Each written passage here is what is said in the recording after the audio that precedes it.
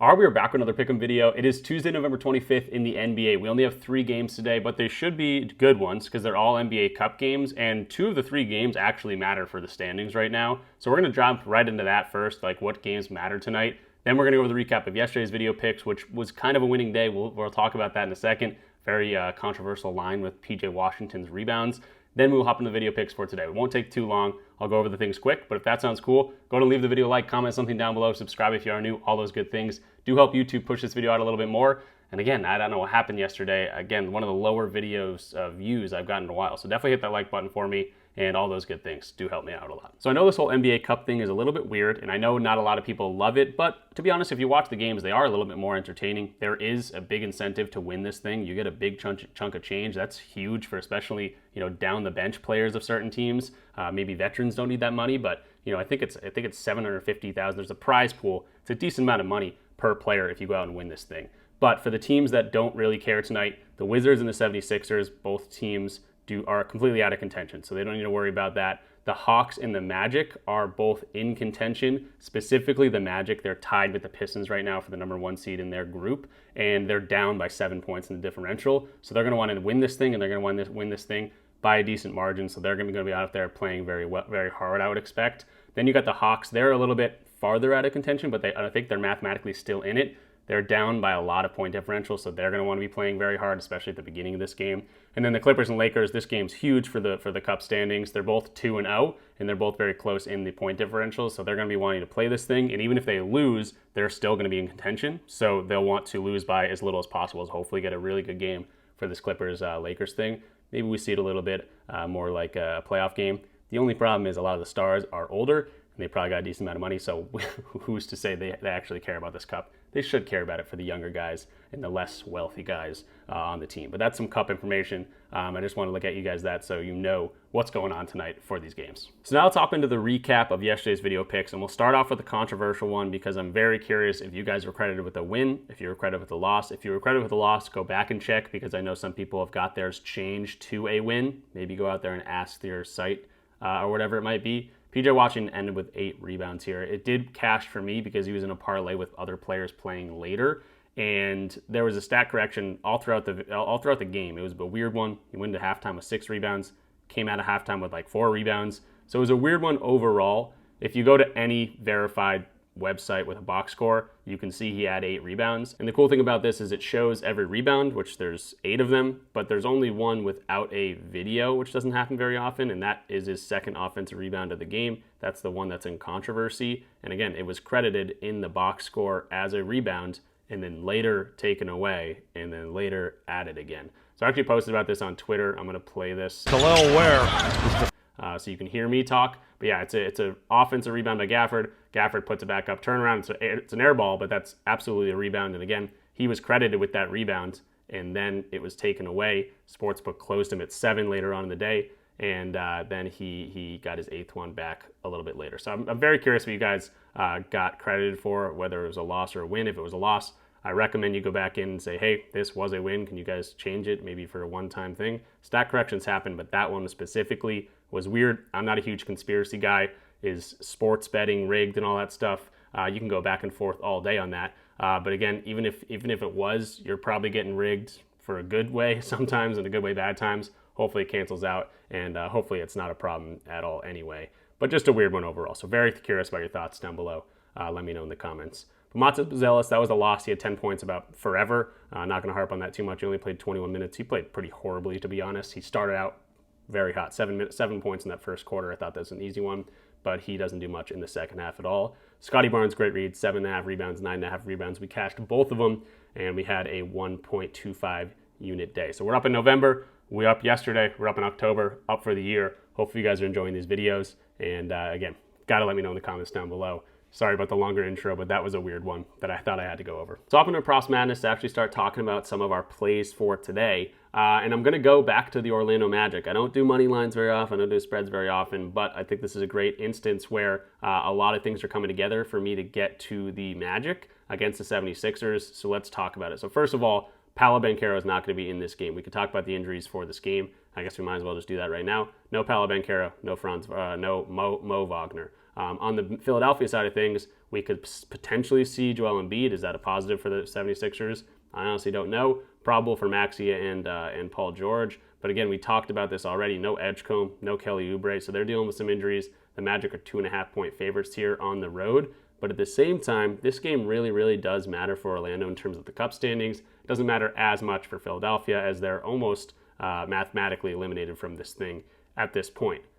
And I love how the Magic are playing. Let's just talk about how they've been doing without Paolo Banchero. They are 4-6 in terms of the games without Paolo Banchero. They are coming off a loss to the Celtics, but that was almost a scheduled loss. After a nice win against the Knicks, they go into Boston, so they're away, and they lose to the Celtics by 9 points, but they were down that game by like 27 points or something, and a lot of their young guys scrapped back into that game. That was a game they didn't have Paolo, obviously, but they also didn't have Jalen Suggs. They didn't have Wendell Carter Jr. in that game, so they were dealing with a ton of different injuries, and they were still able to crawl back into that game from some of these younger guys stepping up and playing well down the stretch of that thing. So Franz didn't have a very good game. They did end up losing, but I did like to see what the other guys were coming in and bringing during the end of that game when they were kind of making that comeback.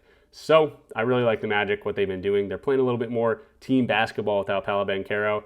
They look better without Paolo Banchero, and the advanced analytics have said that all the time. For a long time without Paolo, the Magic do seem to play better, and I don't think that's because Paolo's a bad player at all. I think he's their best player on this team most likely, but at the same time, he just doesn't contribute to winning all too much. And it does seem like they play a lot more team basketball. Franz Wagner can do a little bit more. He doesn't mind, letting Desmond Bane run.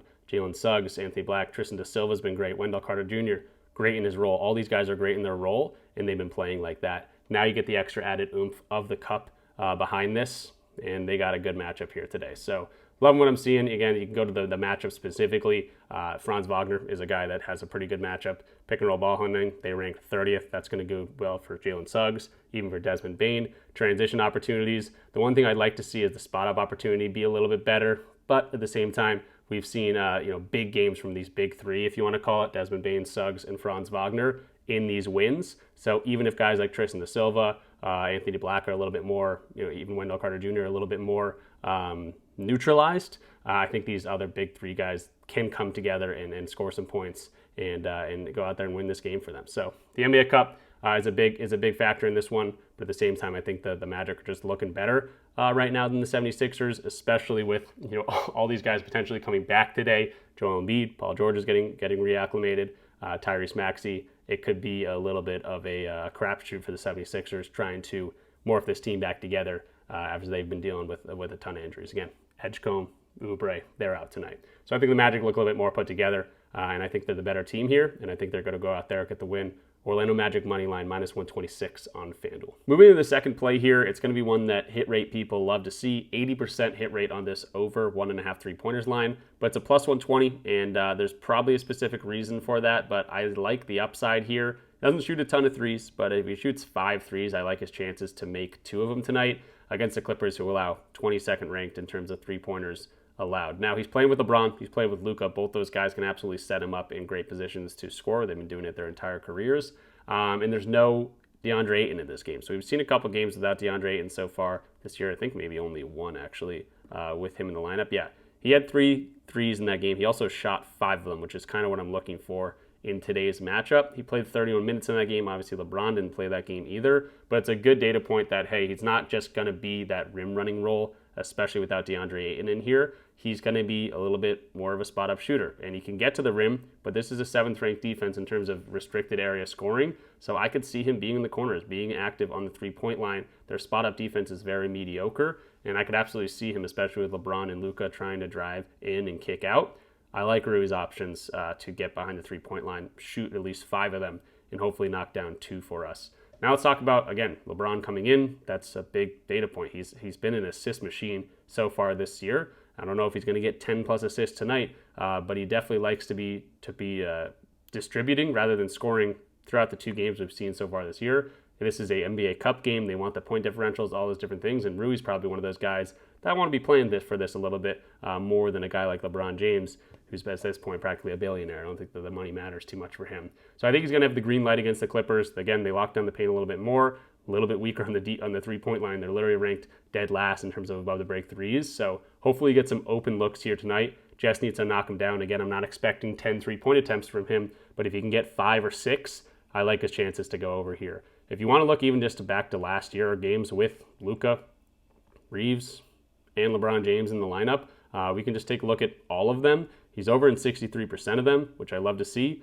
And without Ayton in the lineup, even with Ayton in the lineup, Rui's been getting a decent amount of time on the court. We can actually just take a look at his projected minutes, 29 right now, with very good potential to go over here. So if we're going to see 25 plus minutes from Rui, he's over this in 73% of games. He knows how to put the ball in the basket. He can shoot a very good percentage from three, and I think he's going to get the open looks today. So plus 120, honestly a little bit sketchy here with what we've seen in the data, but I like his chances. He's a great shooter. He's been doing it all throughout the season, and now he has two of the best passers in the entire league to set him up on the three-point line. And then jumping into our third and final play here, I'm loving Onyeka Okongwu to grab some rebounds, get some assists in a perfect matchup against the Wizards. Let's talk about it. I've talked about this column before. Props Madness makes it very easy to go to a stat and then really just look at this column and say, hey, do they have a mediocre matchup? Do they got a good matchup? Do they have a bad matchup? And you can see that this one's screaming good matchup, all dark green. Positionally, assists allowed, rebounds allowed. He's in a good opportunity to score the ball well here too. And I would think in any sort of instance, again, the Hawks not technically out of the playoff contention or the NBA Cup contention yet, but if they're going to limit anyone, it's going to be Porzingis in any sort of blowout situation, which is going to mean more opportunities for a guy like Onyeka Okongwu. If you go to projected minutes over on RotoWire, they actually have Okongwu at 27, and weirdly enough, they have Porzingis at 20. I don't know if I completely agree with that. Honestly, I want to refresh the page here. He's at 20, which is weird to me. He's been playing well. We went to him just the other day and he had 29 points in that game.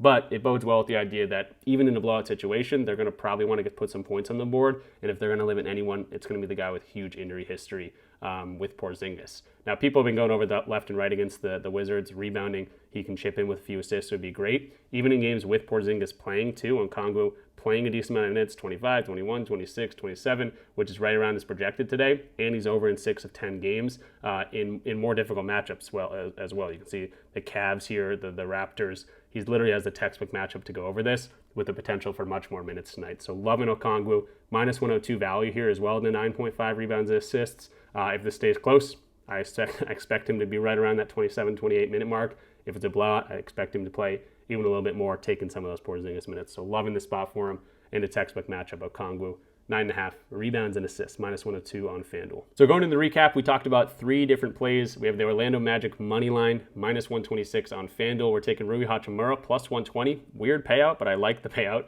1.5 three-pointers. He's been doing that left and right, and I think he's got a great opportunity. Even if he shoots just 4 threes, he's been getting over this pretty consistently, but I'd like to see 5 for me to think it's a good read. But even so, I think he's going to knock down 2 of them. And then Onyeka Okongwu over his rebounds and assists in a great matchup against the Wizards. We got 3 units down today on 3 games, and we're actually touching each and every game, which is great to see. If you want to watch one of these games, Clippers-Lakers should be a good one. I know it's going to be later on in the day, but it's these NBA Cup games, I know people make fun of it, but it turns into some pretty good basketball. So hopefully we have a good winning day, coming off a winning day. And again, we're up over 3 units on the season, which I love to see. So hopefully you guys are liking these videos. If you want access to all of my plays, I do have a Discord community over here. We are up 96.4 units in the month of November. It's been absolutely wild. October was also really, really great. I think we were like 82 units in October. So if you want access to all my plays, you can see the record. It's a losing record because a lot of the times we're attacking these plus money parlays, plus 500, plus 1,000, sometimes even plus 1,900, like a 20x. And you can see even with that, we're going gradually up here.